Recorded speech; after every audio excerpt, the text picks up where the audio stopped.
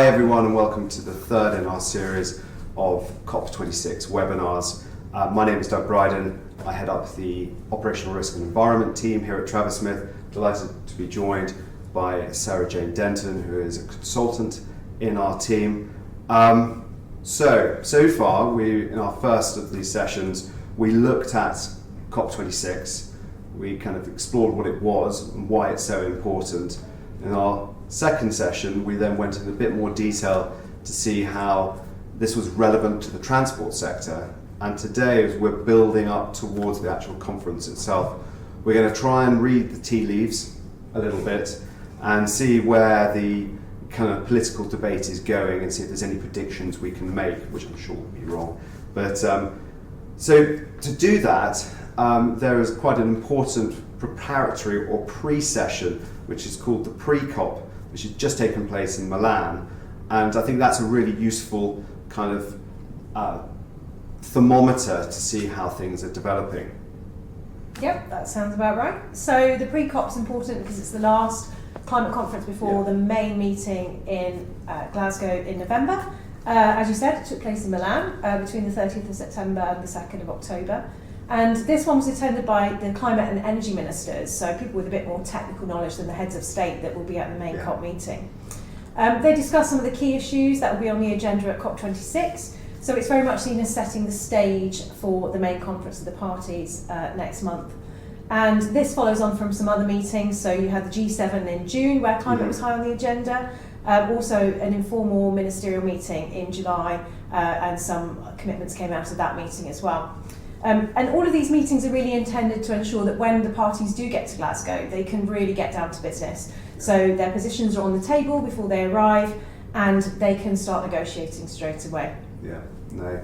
And I think there's about maybe 40 to 50 countries attending, and kind of, as you said, it's not the big hitters, it's not the heads of state, but actually it's probably the more technical people. So I think from the previous ones, they were always quite helpful to try and get the right people in the room. It's also not just kind of representatives from the state, it's also other stakeholders. There are kind of representatives from the COP itself, there's kind of quite senior other members. So John Kerry was there as a special envoy for the US president. He's obviously very well known in this space. Alok Sharma was there, he's an important figure heading up the COP26. And other stakeholders, there are the charity groups, the NGOs, there's a kind of multi-faith group, and then there's Youth for Climate, which had Greta, who gave quite a attention media-grabbing speech. So these are important, and I think it's going to be interesting to see, what kind of impact it has had. What kind of issues do they discuss?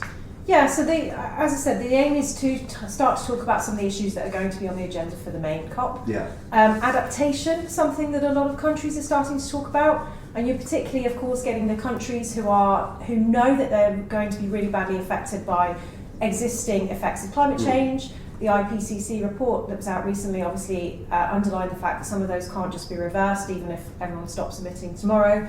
So how they're going to deal with the effects of climate change is really important to those countries like India. So that was very high on the agenda. Everyone is talking about climate finance. Yes. Naturally, the aim is to mobilise this $100 billion for developing countries to tackle climate change. And that was, if you remember, it was promised to them back in 2009. It should have been delivered by 2020 and it hasn't been as of yet, and at the last count we think about 80 billion has been committed, but that's very high on the agenda for COP as well. The final plenary session underlined some of the really key climate change messages. So to remind everyone that the aim is to keep emissions to keep the temperature rise well below 1.5 degrees, and also just to underline the need for everyone to pull their weight. So those that haven't made commitments are really under some pressure to do so. And that's really why these things are important, because it's to shape the negotiations, it's to shape the conference, it's to get those issues on the table and get the agenda set. Test the water maybe, see what the political temperature is, see what the fault lines might be. And that's all very useful stuff, but it doesn't really decide anything in itself, so it's very much a preparation. Hopefully you can smooth out some points. I don't think, unfortunately, much was smoothed out. Maybe the opposite this time around. I know there was kind of a key discussion between some of the climate finance piece, where it was potential donor countries with the recipients and trying to kind of work out how that might progress. But again, nothing really decided.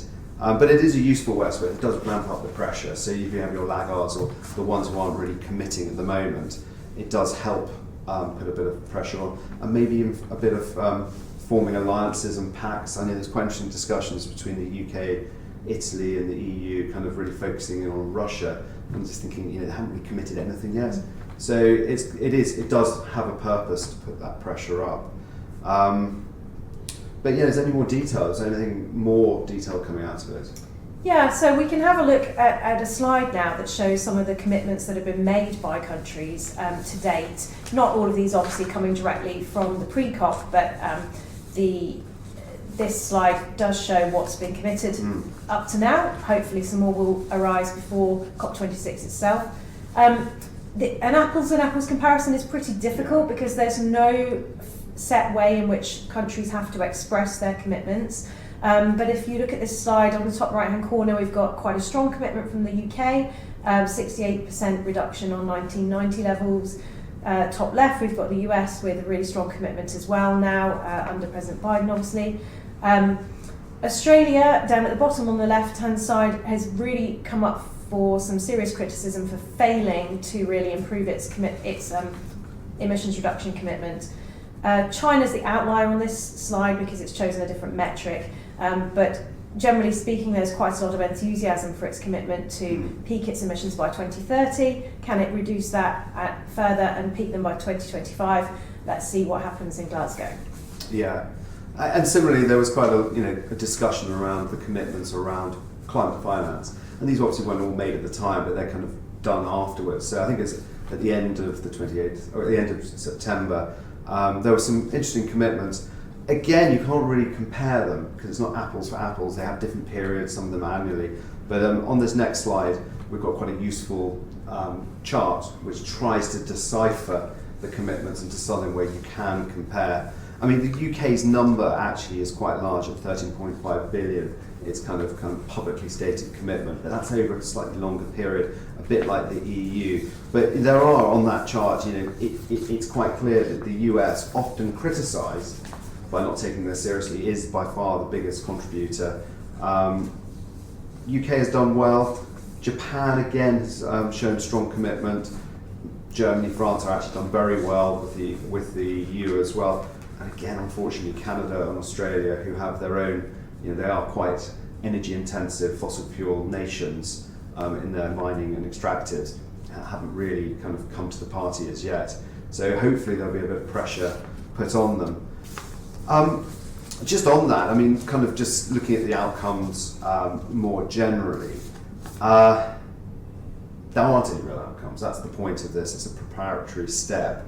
That's not surprising. What's slightly, not unsurprising, but slightly disappointing was the tension. It was felt that it didn't go particularly smoothly. It might have been the fact that there was a hybrid of people there. There were some people in person, there were people who were remote or zooming in. And it's that kind of concept of the water cooler moment, the sidebars where some of the real discussions can take place without the glare of the whole arena. That couldn't really happen, and I think we really hope that will be smoothed out for COP26, because I think that's where progress can be made. So a little bit disappointing probably is the way to kind of couch it. I mean, any other thoughts? Yeah, I think that's exactly right. The UN chief, Antonio Guterres, said, I'll quote him here, he said, either save our world or condemn humanity to a hellish future. So the language was very direct. A lot of the messaging was around stopping talking about talking and actually get down to some action. So the IPCC, again in its recent report, said we've got to take swift and decisive action, and we very much hope that countries will turn up to COP next month with exactly that in mind. Yeah, so I think really summing up, it's useful. We've got an idea of where the discussions are going, but I think there's still a long way to go. And I think, unfortunately, actually, instead of taking the pressure off COP26, I feel, and maybe you might agree or disagree, it's probably put the pressure on COP26. So much now needs to be decided.